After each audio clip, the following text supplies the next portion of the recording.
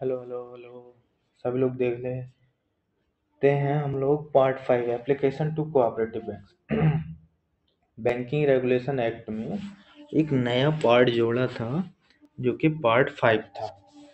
किस लिए जोड़ा था? कोऑपरेटिव बैंक्स के लिए। इसकी स्टोरी क्या है? इसकी स्टोरी ये है कि जब बैंकिंग रेगुलेशन एक्ट आया तो उसमें ये नहीं था, बट लोग क्या कर रहे थे, कोऑपरेटिव सोसाइटीज के थ्रू बैंक्स बना रहे थे।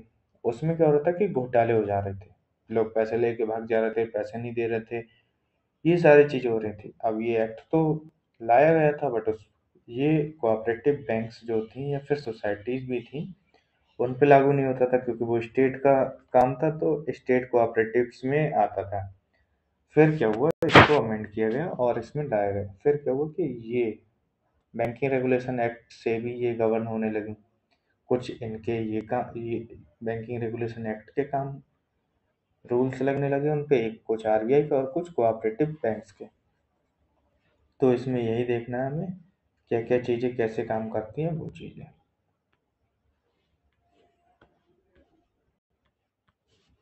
Act to apply to cooperative society subject to modification. Main objective section क्या है? It states that the BR act shall apply to cooperative societies engaged in the business of banking, ठीक है, called cooperative banks, but with numerous modifications and exclusions। कुछ modification और exclusion की institutions क्या आएंगे?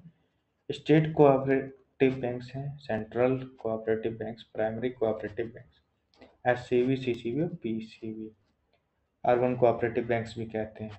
आपके यहाँ पे भी होगी जिले में अर्बन कोऑपरेटिव बैंक। की एक्सक्लूजन्स क्या है इसके, ये देखते हैं। थोड़ी इसके टेबल वगैरह भी वो देखेंगे हम लोग बाद में। Primary agricultural credit societies, PACS, ये not covered by most of the act से कवर्ड नहीं है। कौन कौन सी? ये पीएसीएस है, कोऑपरेटिव लैंड मॉर्गेज बैंक्स हैं, ये भी नहीं है। डुअल कंट्रोल इशूज है। Until the 2020 amendment cooperative banks face dual regulation. The RBI से कंट्रोल हो रही थी बैंकिंग फंक्शन, और state registrars of cooperative societies के द्वारा मैनेजमेंट कंट्रोल हो रहा था इसका। और 2020 के अमेंडमेंट के बाद में आरबीआई को ज़्यादा पावर मिल गई इससे। इसका हम लोग देखते हैं कि सेक्शन 11 क्या कहता है। इसमें कुछ चेंज है, वही चीज़ देखा है हम लोग। Minimum paid up capital, normal bank के लिए कुछ और था, लेकिन मॉडिफिकेशन कोऑपरेटिव सोसाइटीज के लिए क्या हुआ पता है? Minimum reserve fund capital reserve requirement specified by RBI NABARD. Cooperative banks rely on member contribution not share capital like commercial bank. Members का कंट्रीब्यूशन होता है इसमें, कोई शेयर कैपिटल वगैरह इसमें ज़्यादा नहीं होता है, फिर भी 1 लाख तक का होता है इसमें। आप जब पढ़ेंगे ना लास्ट में, सेक्शन जो है इसका 56 है, 55 मेरे को याद नहीं है, तो वो उसमें देखेंगे तो पता लगेगा। Maintenance of cash reserve section 18 है। Mandatory CRR maintenance with RBI ensure they maintain liquidity to meet depositors demand. इसमें चेंज हो जाता है कि जो बैंकिंग कंपनीज है उसकी जगह कोऑपरेटिव सोसाइटीज, कोऑपरेटिव बैंक लेके जाएगा। लाइसेंसिंग ऑफ बैंक आरबीआई ही देगा, कोई और नहीं देगा, इनको भी आरबीआई ही देगा। ब्रांच का एक्सपेंशन आरबीआई की परमिशन से होगा। वो तो ये तो सारी चीज सेम ही होंगी। Direction by RBI, RBI can issue directions in the public और depositors interest. RBI primary tool to control the operation and risk taking of bank, इसलिए है।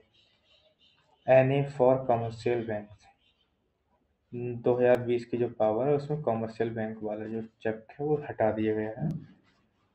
सॉरी, हटाया नहीं, ये इसका मतलब क्या है, 1 मिनट देखते हैं, भूल गया मैं, पता नहीं क्या है ये। Original rule for banks, commercial banks के लिए है, और जो भी 2020 की पावर है उसमें इनके लिए कोई रूल्स नहीं थे जो अब बन गए हैं। Supersession of the board in consultation with the state registrar and powers over the appointment removal of chairman and RBI की पावर कमर्शियल बैंक पे थी, लेकिन इसमें स्टेट ऑफ स्टेट रजिस्ट्रार जो कोऑपरेटिव सोसाइटीज का होता है वो करता है ये काम। Direct control over government and management competency. और क्या है, use of banking prohibition of trade, ये सेम ही है। यूज ऑफ नेम क्या है, cooperative society can not use the word bank, banker और banking in its name unless it is registered cooperative bank licensed by RBI. Cooperative society bank खुद को जब तक नहीं कह सकती जब तक कि आरबीआई से लाइसेंस ना मिल जाए।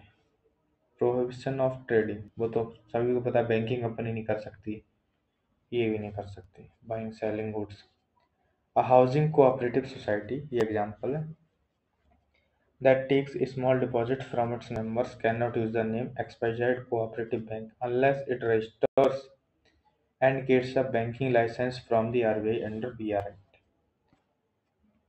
ये क्या कर सकती है, कोई भी कंपनी है हाउसिंग कोऑपरेटिव सोसाइटी, वो जब तक स्मॉल डिपॉजिट तो ले लेगी लेकिन कंपनी अपने आगे बैंक नहीं लिखेगी जब तक कि आरबीआई से लाइसेंस ना मिल जाए।